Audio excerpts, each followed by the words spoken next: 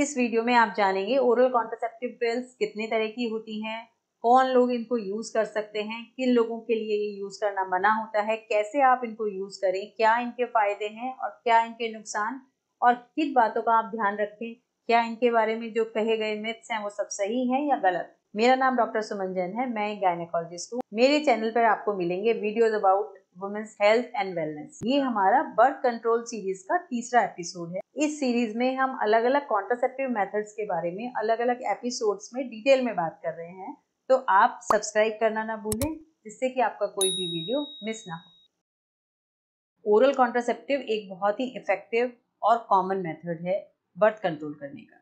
पूरे वर्ल्ड में बहुत महिलाएं इसको यूज करती हैं। एक्चुअली मैं तो इनको वंडर ड्रग्स कहती हूँ।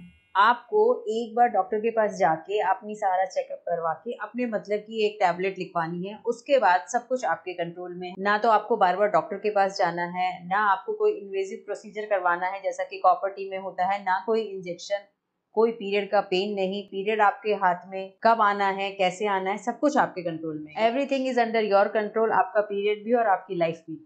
ओरल कॉन्ट्रासेप्टिव कई तरीके की होती हैं। सबसे पहले होती है कंबाइंड ओरल कॉन्ट्रासेप्टिव पिल्स, जो कि सबसे ज्यादा यूज होती हैं। दूसरे नंबर पे आती हैं प्रोजेस्टेरॉन ओनली पिल्स और तीसरे नंबर पे आती हैं नॉन हार्मोनल पिल्स। तो सबसे पहले बात करते हैं कंबाइंड ओरल कॉन्ट्रासेप्टिव पिल्स की।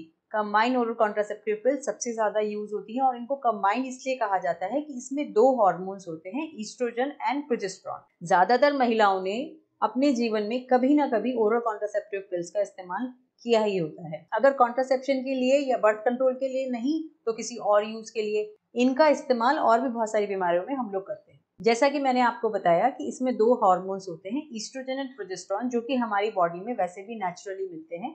इनके डिफरेंट डोजेस, डिफरेंट कॉम्बिनेशन और डिफरेंट ईस्ट्रोजन प्रोजेस्टेरॉन के अलग अलग कॉम्बिनेशंस के बहुत सारी ड्रग्स मार्केट में अवेलेबल होती हैं, जिनका की यूज अलग अलग होता है। और ये डिसाइड गायनेकोलॉजिस्ट करते हैं आपका पूरा चेकअप करने के बाद में आपको एसोसिएटेड प्रॉब्लम क्या है। अगर आप पीसीओडी के साथ में आपको बर्थ कंट्रोल चाहिए तो कुछ अलग मेडिसिन होगी। अगर आपको पीरियड्स की प्रॉब्लम है या आपको हैवी पीरियड्स आते हैं तो उसके साथ में आपको अलग मेडिसिन हम लोग चूज करेंगे।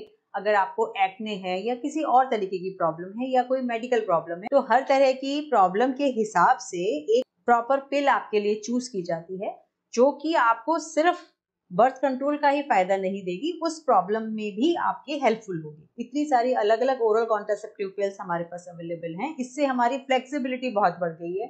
हर तरह की प्रॉब्लम के लिए हमारे पास एक डिफरेंट ओरल कॉन्ट्रासेप्टिव पिल नाउ अवेलेबल है, जो कि सेफ भी है और इफेक्टिव भी। कंबाइंड ओरल कॉन्ट्रासेप्टिव पिल्स दो तरह की होती है।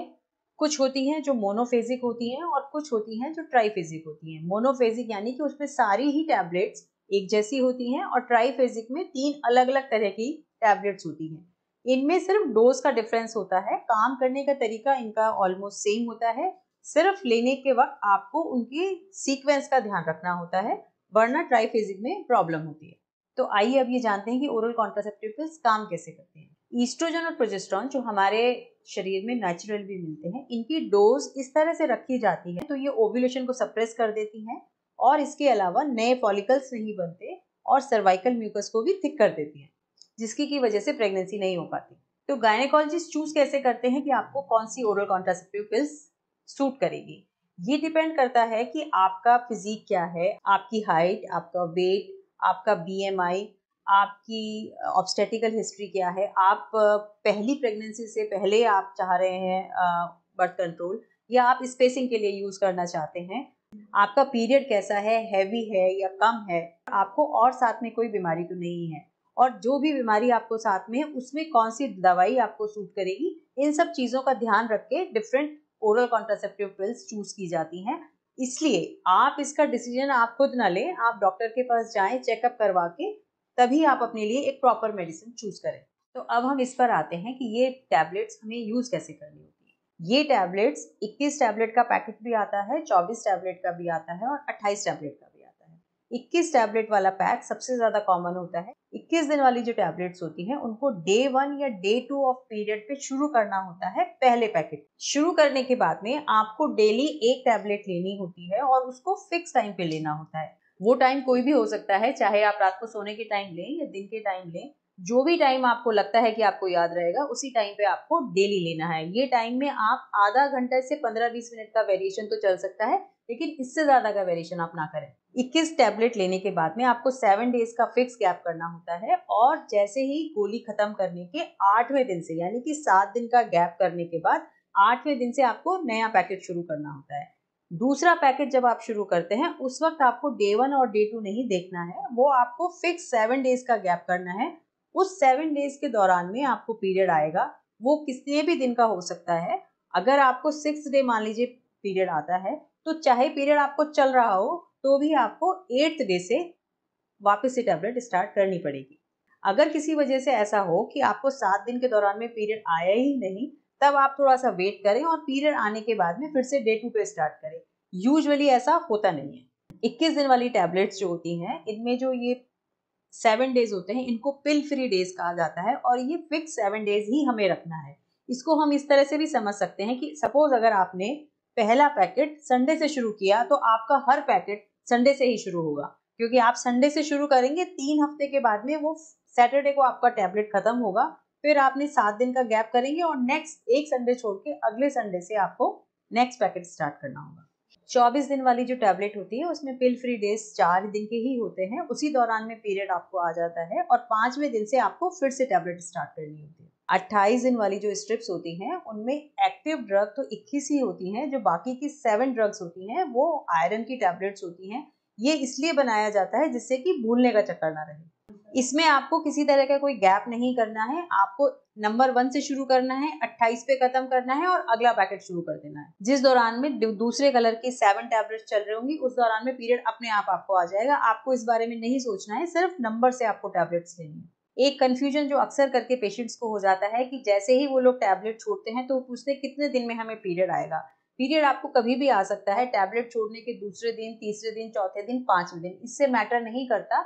आपको पिल फ्री डेज 7 ही रखने हैं और 8वें दिन से आपको नया पैक स्टार्ट करना है। अब हम ये जानते हैं कि कंबाइंड ओरल कॉन्ट्रासेप्टिव पिल्स के बेनिफिट्स क्या क्या है। सबसे पहला, आसानी से ले सकते हैं। एक बार आपके समझ में ये आ गया, उसके बाद में लेने में कोई दिक्कत नहीं। रोजाना आपको एक टैबलेट लेनी है, महंगी नहीं है, गवर्नमेंट हॉस्पिटल में मुफ्त भी मिलती है। शुरू और बंद करना बहुत आसान है, पूरा एक पैकेट खत्म करके आप बंद कर सकते हैं। इंजेक्शंस में आपको 3 महीने वेट करना पड़ता है, और कॉपर टी में आपको डॉक्टर के पास जाके निकलवाना पड़ता है। इन्वेजिव नहीं है, कोई प्रोसीजर नहीं है, कुछ अंदर डालने की जरूरत नहीं है। अगर आपने लेना शुरू किया और आपको पसंद नहीं आया तो 1 महीने के बाद में आप उसको बंद कर सकते हैं। जब ये चल रही होती है तो आपको माहवारी कम आती है, आपको मालूम है कि उन्हीं 7 दिनों में आपको पीरियड आएगा। माहवारी नियमित आती है, कम आती है और आपके कंट्रोल में होती है। माहवारी के टाइम किसी तरीके का कोई दर्द नहीं होता, कोई क्लॉटिंग नहीं होती और पीएमएस भी नहीं होता। इसके ऊपर इतने ट्रायल्स हो चुके हैं कि ये लंबे समय तक बिल्कुल सेफ हैं और आप इनको कई सालों तक यूज कर सकते हैं। इसको लेने के दौरान में क्योंकि पीरियड्स कम आते हैं तो खून की कमी होने के चांसेस भी काफी कम हो जाते हैं। इसके अलावा इसके और भी बहुत सारे बेनिफिट है। ये एक्टोपिक प्रेगनेंसी के चांसेस को भी कम करती है, यूट्राइन और ओवेरियन कैंसर के रिस्क को कम करती है। जिस वक्त आप ये टैबलेट ले रहे होते हैं तो आपको पीआईडी या क्रॉनिक पेल्विक पेन, या आम भाषा में जिसे हम नलों में सूजन आना कहते हैं, वो आपको नहीं होगी। अगर आप कंबाइंड ओरल कॉन्ट्रासेप्टिव पिल ले रहे हैं तो आपको इस दौरान में ओवेरियन सिस्ट बनने का खतरा भी नहीं होगा। कुछ प्रॉब्लम्स जैसे पीसीओडी, एंडोमेट्रियोसिस, फाइब्रॉइड्स अगर आपको हैं और आप ये पिल ले रहे हैं तो वो चेक में भी रहते हैं, बढ़ते नहीं हैं और कभी कभी कम भी हो सकते हैं। इसके अलावा एक्ने या हिर्सुटिज्म भी कंट्रोल में रहेगा। बिनाइन ब्रेस्ट डिसीज या ब्रेस्ट में होने वाले नॉन कैंसरस गांठें वगैरह जो होती हैं, वो भी इसको लेने के दौरान में कंट्रोल में रहती हैं। तो आइए जानते हैं कि सब फायदे ही हैं या कुछ डिसएडवांटेज भी हैं। सबसे बड़ा जो एक इशू इसके साथ रहता है वो ये रहता है कि आपको रोजाना एक टैबलेट लेनी है। तो अगर आप इसको भूल गए तो आपको बीच में पीरियड आ सकता है, या जिसको हम ब्रेक थ्रू ब्लीडिंग भी कहते हैं। फिर वो 7 डेज का जो बीच में गैप है उसमें कंफ्यूज हो जाती हैं। कुछ लोगों के लिए बहुत इजी होता है कि 21 दिन लेना है, 7 डेज ऑफ करना है, और कुछ के लिए ये काफी कंफ्यूजिंग होता है। कुछ लोगों में जब ये ओरल कॉन्ट्रासेप्टिव पिल्स शुरू हम लोग करते हैं तो कुछ महीनों तक इंटरमिटेंट ब्लीडिंग हो जाती है, जैसे बीच बीच में स्पॉटिंग होना। हालांकि ज्यादातर केसेस में वो धीरे धीरे ठीक हो जाती है, लेकिन अगर ये बार बार बनी रहे तो इसका मतलब ये है कि शायद आपको मेडिसिन चेंज करवानी चाहिए। कुछ लोगों को ये बहुत अनकंफर्टेबल फील होता है। लंबे समय तक जब महिलाएं इसको यूज करती हैं तो धीरे धीरे पीरियड कम हो जाता है और कभी कभी काफी कम हो जाता है कि केवल स्पॉटिंग जैसा रह जाता है, जो कि कुछ लोगों को पसंद नहीं आता। उनको लगता है कि शायद ज्यादा पीरियड आना अच्छा होता है। हालांकि मेरे हिसाब से पीरियड को कम आना, अगर हम टैबलेट लेते वक्त अगर पीरियड आपको कम आ रहा है तो इसमें कोई प्रॉब्लम की बात नहीं, ये अच्छा ही है। रेयर केस में जब आप पिल बंद कर देते हैं उसके बाद में कुछ टाइम तक 5 या 6 महीने तक पोस्ट पिल एमेनोरिया भी हो सकता है। पोस्ट पिल एमेनोरिया का मतलब ये है कि टैबलेट लेना आपने बंद कर दिया है, अब आपको कुछ महीने तक पीरियड आ नहीं रहा है, लेकिन ये टेम्परेरी होता है। 2-3-4 महीनों के अंदर अंदर ये इफेक्ट अपने आप खत्म हो जाता है और फिर नॉर्मल पीरियड आना शुरू हो जाता है। कुछ लोगों को ये टैबलेट लेने के वक्त माइल्ड ब्रेस्ट टेंडरनेस फील होती है, जो कि यूजुअली सीवियर नहीं होती। कुछ लोग वेट गेन की भी कंप्लेन करते हैं, बट ये भी ट्रांसिएंट होता है। आजकल जो लेटेस्ट कॉन्ट्रासेप्टिव पिल्स हैं इनमें वेट गेन की कोई प्रॉब्लम नहीं रहती। क्या इसके कुछ कॉन्ट्रा इंडिकेशंस भी हैं? कौन ऐसे लोग हैं जिनको कि ये पिल्स हम एडवाइस नहीं कर सकते? ओरल कॉन्ट्रासेप्टिव पिल्स हम लैक्टेशन या ब्रेस्ट फीडिंग के दौरान में प्रिस्क्राइब नहीं कर सकते। उस टाइम पे हमें कुछ और मेथड्स यूज करने पड़ेंगे। अगर आपको वेजाइनल ब्लीडिंग हो जिसका कि कारण मालूम ना हो तो हम आपको ओरल कॉन्ट्रासेप्टिव पिल्स नहीं एडवाइस करेंगे। उन सभी में ओरल कॉन्ट्रासेप्टिव पिल्स मना होती हैं जिनको पहले कोई थक्के की बीमारी रही हो या उनकी कोई फैमिली हिस्ट्री थ्रोम्बोसिस की हो। इसके अलावा किसी को अगर कार्डिक प्रॉब्लम है, लीवर प्रॉब्लम है, उनमें भी ये पिल्स कॉन्ट्राइंडिकेटेड होती हैं। किसी को अगर ब्रेस्ट कैंसर हो या अनकंट्रोल्ड हाइपरटेंशन हो, स्मोकिंग करने वाले लोगों में भी ये पिल मना होती है। किसी को अगर डायबिटीज, माइग्रेन इस तरह की हिस्ट्री है तो उन्हें भी हम कुछ अदर मेथड प्रिस्क्राइब करते हैं। इसके अलावा अगर आपकी कोई मेडिसिन चल रही है जैसे कि एपिलेप्सी की या ट्यूबरक्लोसिस की, उसके साथ में भी ये पिल्स हम लोग नहीं प्रिस्क्राइब करते। कुछ रिलेटिव कॉन्ट्राइंडिकेशंस भी होते हैं। इसका मतलब रिलेटिव कॉन्ट्राइंडिकेशन का मतलब ये होता है बिल्कुल मना नहीं है, विद कॉशन आप यूज कर सकते हैं, जैसे कि हाइपरटेंशन और माइग्रेन जो कि कंट्रोल्ड हो, या स्मोकिंग बहुत ओकेजनल या कभी कभी करते हो, या ब्रेस्ट में कोई नॉन कैंसरस प्रॉब्लम हो। लेकिन मेरा ऐसा सोचना है कि अगर थोड़ा सा भी कॉन्ट्राइंडिकेशन है तो क्यों यूज करना है, और भी बहुत सारे मेथड्स अवेलेबल हैं। अब मैं आपको बताती हूँ कि इसको सही से इस्तेमाल करने के लिए आपको किन किन बातों का ध्यान रखना चाहिए। सबसे पहला, आपको हमेशा अपने टाइम का ध्यान रखना है, फिक्स टाइम पर लेना है, उसमें गलती ना करें। अपनी सेहत के लिए इतना ध्यान तो आप रख ही सकते हैं। फिर भी अगर आप लेना भूल जाएं तो क्या करना है? अगर आप किसी दिन टैबलेट लेना भूल जाएं तो जैसे ही आपको याद आती है आपको वो टैबलेट ले लेनी है जो कि आप भूल चुके हैं, और अगला टाइम जो सही टाइम नेक्स्ट टैबलेट का आता है फिर से आप ले लें। लेकिन अगर किसी साइकिल में आप 2-3 बार ऐसा करते हैं तो उस साइकिल में आपको कुछ और मेथड भी यूज करना चाहिए, और इसके लिए भी आप तैयार रहें कि आपको बीच बीच में स्पॉटिंग भी आ सकती है और थोड़ा सा पीरियड इरेगुलर भी हो सकता है। लेकिन अगर आप काफी ज्यादा आपका पीरियड इरेगुलर हो जाए तो आप डॉक्टर के पास जाके वापस से अपने पीरियड को सेट कराएं। अगर आप 2-3 बार लेना भूल जाएं तो आपको कुछ और मेथड भी यूज करना चाहिए प्रेगनेंसी रोकने के लिए, जैसे कि कॉन्डोम। अगर पिल लेने के दौरान में आपको कोई अनकंफर्टेबल फीलिंग या नॉजिया या वॉमिटिंग जैसी कोई दिक्कत आ रही है तो ये उसके लिए आप ये कर सकते हैं कि आप उसको रात को सोने के टाइम लें और खाने के साथ लें। अगर उसके बावजूद भी आपको कोई दिक्कत आ रही है तो आप बीच में इसको बंद ना करें, क्योंकि अगर आपने कभी भी इसको बीच में बंद किया तो आपको बीच में पीरियड आ सकता है। उसके लिए फिर आप डॉक्टर के पास जाके अपनी ड्रग चेंज करवा लें, और उस 1 महीना तो आपको कंटिन्यू करना ही होगा। अगर आप कभी किसी वजह से ये चाहें कि अब हम ये कंटिन्यू नहीं करना चाहते हैं मेथड, तो आप पैक को बीच में ना छोड़ें, पूरा मंथ कंप्लीट करने के बाद में ही छोड़ें।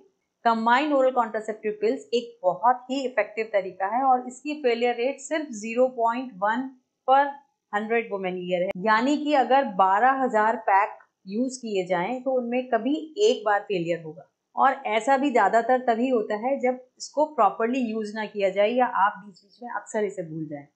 तो अब हम बात करते हैं प्रोजेस्टेरोन ओनली पिल या मिनी पिल की। इन्हें मिनी पिल इसलिए कहा जाता है कि इसमें सिर्फ एक हार्मोन होता है, प्रोजेस्टेरोन, इसलिए इसको पीओपी या प्रोजेस्टेरोन ओनली पिल या मिनी पिल भी कहते हैं। इसका सबसे बड़ा बेनिफिट ये है क्योंकि इसमें सिर्फ प्रोजेस्टेरोन है तो इसमें ईस्ट्रोजन से होने वाले कोई साइड इफेक्ट नहीं है।